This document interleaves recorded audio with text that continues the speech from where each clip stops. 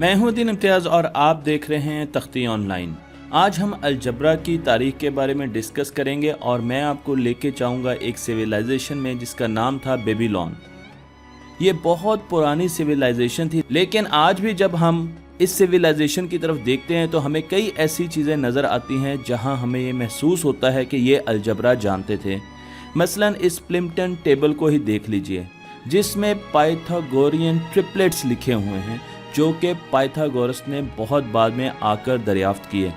मिस्र की तारीख में भी हमें बड़ी जगह पर अलजबरा का इस्तेमाल नज़र आता है। अगर आप पिरामिड्स को देखें तो वहाँ पर भी आपको कई जगह अलजबरा का इस्तेमाल नज़र आएगा। ग्रीक्स ने ज्योमेट्रिक अलजबरा को बनाया और इसमें यूक्लिड का बहुत बड़ा हाथ था, जिस पर मैं एक सेपरेट वीडियो बना चुका हूँ। तो इसका मतलब तो ये है कि ग्रीक्स भी अलजबरा के बारे में जानते थे, स्पेशली ज्योमेट्रिक अलजबरा पर उन्होंने बहुत काम किया। ग्रीक्स के साथ साथ अगर हम दूसरी तरफ जाएं, चाइना में भी हमें अलजबरा पर काम होता हुआ नज़र आएगा। इसी तरीके से भारत के एक बहुत बड़े फिलोसफर और मैथमेटिशियन आर्यभट्ट, जिन्होंने ज़ीरो को भी दरियाफ्त किया, उन्होंने भी अलजबरा पर बहुत ज़्यादा काम किया। इवन उन्होंने हमें पाइथागोरस ट्रिपलेट्स भी दिए। लेकिन आज की दुनिया में हम फादर ऑफ अलजबरा अल ख्वारिज़मी को कहते हैं, जिनकी तस्वीर मैंने आपको दिखाई है। उज़्बेकिस्तान के एक शहर ख्वारिज़म में पैदा हुए और उसके बाद इन्होंने रुख किया बगदाद का, क्योंकि बगदाद को उस वक्त हाउस ऑफ विजडम कहा जाता था, जहां पर इन्होंने बहुत ज़्यादा किताबें पढ़ी और अपनी तालीम हासिल की। ख्वारिज़मी का पूरा नाम मोहम्मद बिन मूसा ख्वारिज़मी था, जो कि 780 से 850 के दरमियान रहे और इन्होंने अलजबरा पर बहुत ज़्यादा काम किया। इसी वजह से आज जब भी अलजबरा का जिक्र होता है तो इनके नाम के बगैर वो मुकम्मल नहीं हो सकता। अलजबरा में कई चीज़ें इनकी किताबों से आज भी हम पढ़ते हैं। मसलन इनकी जो सबसे बड़ी किताब थी उसका नाम था किताब अल मुख्तसर फ़ी हिसाब अलजब्र वल मुकाबला, और इस किताब को बहुत ज़्यादा दूसरी ज़ुबानों में ट्रांसलेट किया गया। मसलन लैटिन में ट्रांसलेट किया गया, इसको ग्रीक में ट्रांसलेट किया गया, इसको इंग्लिश में ट्रांसलेट किया गया। तो इस किताब से हमें बहुत सारी चीज़ें आज भी अपनी किताबों में मिलती हैं। मसलन अगर आप वर्ड अलजबर को देखें जो इस किताब में इस्तेमाल हुआ है, इसका मतलब है रिस्टोरिंग। और मैंने आपको यहाँ पर इक्वेशन दिखाई है x + 2 = 8। तो अगर आप x की वैल्यू निकालें 2 को दूसरी तरफ ले जाकर, तो आपको 8 से सब्ट्रैक्ट करना पड़ेगा और उसके बाद आपको x की वैल्यू रिस्टोर करनी पड़ेगी। इसलिए इस किताब में लफ्ज़ इस्तेमाल हुआ है अलजब्र, और उसके साथ एक और वर्ड भी यूज़ हुआ है जिसे हम मुकाबला कहते हैं, जिसका मतलब है बैलेंसिंग। यहाँ पर मैंने आपको एक और इक्वेशन दिखाई है जिसमें x + y = y + 3, और हमने दोनों तरफ y की वैल्यूज़ को बैलेंस करना है। और हम ये जानते हैं कि y की वैल्यू इक्वेशन की दोनों तरफ बराबर होंगी, इसलिए उनको हम कैंसिल आउट कर सकते हैं और हमें x की वैल्यू मिल सकती है। तो इसलिए अलजब्र यानी रिस्टोरिंग और मुकाबला यानी बैलेंसिंग अलजब्रा का एक हिस्सा है।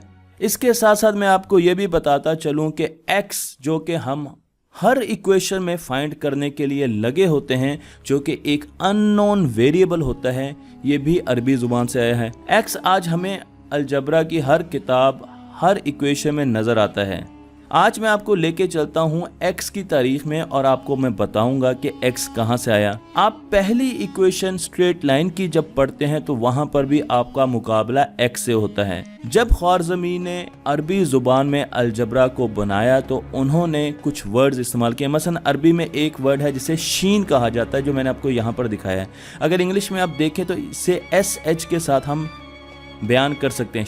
श इसका तलफ़्फ़ुज़ शीन है, और शीन से वर्ड आता है शैउन, और इसी से एक और वर्ड बनता है अशैउन, और अशैउन का मतलब होता है एक चीज़ जिसकी कीमत मालूम नहीं है, जिसकी वैल्यू मालूम नहीं है, या जिसे अननोन कहा जाता है।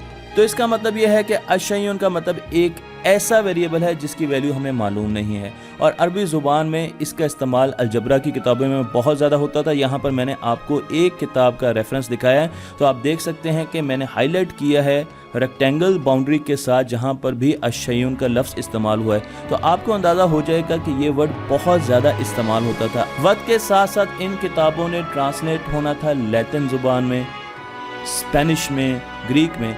तो जब स्पेनिश ज़ुबान में अलजबरा की अरबी की किताबों को ट्रांसलेट किया गया तो एक बहुत बड़ी मुश्किल आई, और वो मुश्किल थी अशयउन की, श के वर्ड की, क्योंकि स्पेनिश ज़ुबान में श का वर्ड एग्जिस्ट नहीं करता था, श का तलफ़ुज़ एग्जिस्ट नहीं करता था। इस मसले का हल निकाला, ग्रीक ज़ुबान से एक वर्ड को उधार लिया गया जिसका तलफ़ुज़ है ख, ख, सी के ख, प्रोनाउंसिएशन है ख। ख को लिखने के लिए हमने ग्रीक सिंबल यूज की खाए। कुछ अरसे के बाद स्पेनिश ज़ुबान से जब ये किताबें ट्रांसलेट हुई लैटिन ज़ुबान में, तो उन्होंने ग्रीक सिंबल खाई की शक्ल देखते हुए, क्योंकि ये शक्ल काफ़ी एक्स से मिलती जुलती है, इसे एक्स से रिप्लेस कर दिया, और लैटिन से यूरोप में तमाम किताबें जो गईं उसमें हमें एक्स नज़र आता है, जिसका मतलब एक ऐसा वेरिएबल है, एक ऐसी बदलती हुई चीज़ है जो हमें नोन नहीं है, जिसकी कीमत हमें मालूम नहीं है, हमने उसकी कीमत निकालनी है। मुसलमानों ने सबसे पहले अलजबरा का इस्तेमाल विरासत, इनहेरिटेंस में किया। मसलन मैं आपको एक एग्जांपल देता हूँ कि एक बुजुर्ग हैं और उनके 4 बच्चे हैं, 2 बेटे हैं और 2 बेटियां हैं, और उनके पास कुल आमदनी 24,000 रुपये है, 24,000 रुपीज़ है, और उनका इंतकाल हो जाता है, वो फौत हो जाते हैं। तो अब इन बच्चों को कितने कितने पैसे मिलेंगे? इस्लामिक लॉ ये कहता है कि बेटियों को जितना हिस्सा मिलेगा बेटों को उनसे दुगना हिस्सा मिलेगा। इसका मतलब ये है कि अगर हम ये फ़र्ज़ कर लें, सपोज कर लें कि बेटियों को x मिलेगा तो बेटे को 2x अमाउंट मिलेगा। इसका मतलब ये कि हर बेटी को x अमाउंट मिलेगा और हर बेटे को 2x अमाउंट मिलेगा, और इन सब को जब हम जमा करेंगे तो हमारा आंसर 24,000 रुपये आना चाहिए। तो मेरे पास यहाँ पर एक इक्वेशन आ गई, और आप इस इक्वेशन को देख सकते हैं, 2x + 2x + x + x = 24,000, क्योंकि ये बेटों के हिस्से हैं और ये बेटियों के हिस्से हैं। इसी तरीके से जब इनको हमने सॉल्व किया तो हमारे पास 6x = 24,000 आ गया और x की वैल्यू 4,000 आ गई। तो मुसलमानों ने सबसे पहले अलजबरा का इस्तेमाल इनहेरिटेंस में किया। अब x जो है वो एक बेटी को जितना पैसा मिलना था उसकी कीमत थी, तो हमने उससे आगे कैलकुलेट कर लिया कि बेटों को 8,000 यानी डबल मिलेगा और बेटी को 4,000 मिलेगा, तो टोटल सम जो है वो 24,000 है। तो इस तरीके से अलजबरा की जो पहली एप्लीकेशन मुसलमानों ने इस्तेमाल की वो इनहेरिटेंस का कानून था। इसी तरीके से ख्वारिज़मी ने क्वाड्रेटिक इक्वेशंस को सॉल्व करने के लिए भी एक तरीका निकाला। आज हम जानते हैं कि हमारे पास जनरल क्वाड्रेटिक इक्वेशन जो कि सेकंड ऑर्डर की है, उसको हम क्वाड्रेटिक फार्मूले के साथ उसकी रूट्स को निकाल सकते हैं। तो मेरे पास यहाँ पर एक इक्वेशन है ax² + bx + c = 0, जो कि क्वाड्रेटिक इक्वेशन है और सेकंड ऑर्डर है क्योंकि x की पावर 2 है। इसका सलूशन निकालने के लिए हमें एक सिंपल फार्मूला पता है जिसमें हम जब वैल्यूज़ डालेंगे तो हमें x की वैल्यूज़ मिल जाएंगे। लेकिन ख्वारिज़मी ने एक और तरीके से इस क्वाड्रेटिक इक्वेशन का सलूशन निकाला जो कि बहुत ही आसान और बड़ा दिलचस्प है। आपके पास एक इक्वेशन है x² + 6x + 27। तो ख्वारिज़मी ने x² को एक स्क्वायर के साथ रिप्रेजेंट किया जिसकी एक साइड x के बराबर है, उसकी लेंथ x है तो दूसरी साइड भी x के बराबर होगी। इस तरीके से आप ये स्क्वायर बना सकते हैं और इसका एरिया जो है वो x² होगा। अब इसी तरीके से 6x को रिप्रेजेंट करने के लिए स्केल के मुताबिक ड्राइंग नहीं है, एक ऐसा रेक्टेंगल बनाया है जिसकी विड्थ तो x है पर जिसकी लंबाई या हाइट 6 है। तो इसका मतलब ये है कि इसका एरिया 6x बनेगा। अब 6x को अगर मैं x² में ऐड करूंगा तो मेरे पास आंसर 27 आना होगा।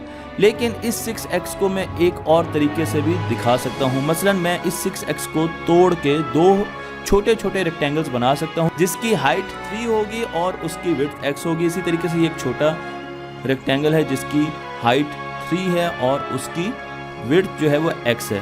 तो मैंने इस बड़े रेक्टेंगल को 2 छोटे रेक्टेंगल्स में बना दिया और उसकी वजह क्या? उसकी वजह ये कि मुझे आसानी होगी। अब मेरे पास 2 रेक्टेंगल्स हैं और एक स्क्वायर है, तो मैं इनको जब इकट्ठा कर रीअरेंज कर सकता हूँ कि यहाँ पर मेरे पास स्क्वायर आ गया है और उसके साथ एक रेक्टेंगल है और दूसरा रेक्टेंगल है। इस तरीके से हमें एक बड़ा स्क्वायर मिलेगा और उससे हमें आसानी होगी। हमने ये अज्यूम किया था कि x² + 6x = 27 और मैं यहाँ पर आपको x² + 6x रीअरेंज करके दिखा चुका हूँ जो कि एक स्क्वायर की शक्ल में आता हुआ महसूस हो रहा है, लेकिन ये कंप्लीट स्क्वायर नहीं है और ये बराबर है एक स्क्वायर के जिसका एरिया 27 है। हम दोनों तरफ एक छोटा स्क्वायर ऐड कर देते हैं। तो सबसे पहले मैंने लेफ्ट साइड पे एक ऑरेंज कलर का स्क्वायर ऐड किया। अब ये जो स्क्वायर है इसकी हाइट जो है, ये वाली लेंथ जो है वो 3 होगी, क्योंकि आपको यहाँ पर नज़र आ रहा है कि इसकी हाइट भी 3 है, इस रेक्टेंगल की हाइट भी 3 है, तो आपको यहाँ से मिल रहा है। और इस रेक्टेंगल की विड्थ जो है वो 3 है, तो इसलिए इस स्क्वायर की विड्थ भी 3 होगी। तो ये इजीली कैलकुलेट कर सकते हैं। इसका मतलब ये है कि इसका एरिया 3 × 3 9 होगा। इस स्क्वायर को मैंने एडिशनल ऐड किया, तो इसलिए मुझे इसको दोनों तरफ ऐड करना चाहिए। तो मैंने एक स्क्वायर इस तरफ भी ऐड किया जिसकी वैल्यू या जिसका एरिया 9 है, और इसी तरीके से मैंने एक स्क्वायर यहाँ पर भी ऐड किया जिसकी वैल्यू या एरिया 9 है। इस अलजेब्रिक इक्वेशन का विजुअल डिपिक्शन मैंने आपको नीचे दिखाई है। अब आप देख सकते हैं कि आपके लिए इसको सॉल्व करना बहुत आसान है। उसकी वजह यह है कि आपके पास ये एक स्क्वायर है और इस स्क्वायर की एक साइड की लेंथ है x + 3।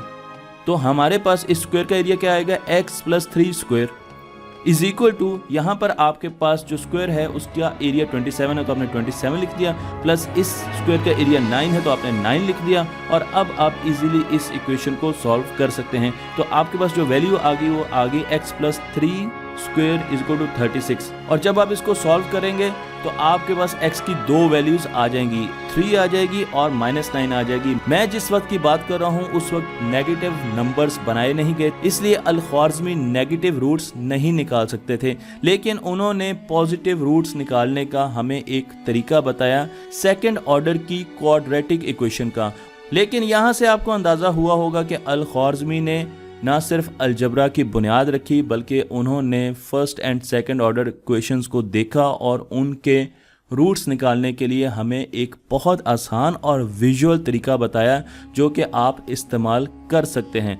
तो मुझे उम्मीद है कि आपको अलजबरा पर बनाई गई ये वीडियो पसंद आई होगी और अब आपको ये समझ आया होगा कि अलजबरा में हम एक्स वर्ड क्यों इस्तेमाल करते हैं, अलजबरा कहाँ से आया और शुरू में इंसानों ने अलजेब्रिक इक्वेशंस को सॉल्व करने के लिए कैसे कैसे विजुअल टूल्स इस्तेमाल किए। अगर आप अलजेब्रा की और वीडियोस भी देखना चाहते हैं तो ज़रूर कमेंट्स में बताइएगा। मेरे चैनल को लाइक कीजिए, शेयर कीजिए और दूसरों तक पहुंचाइए।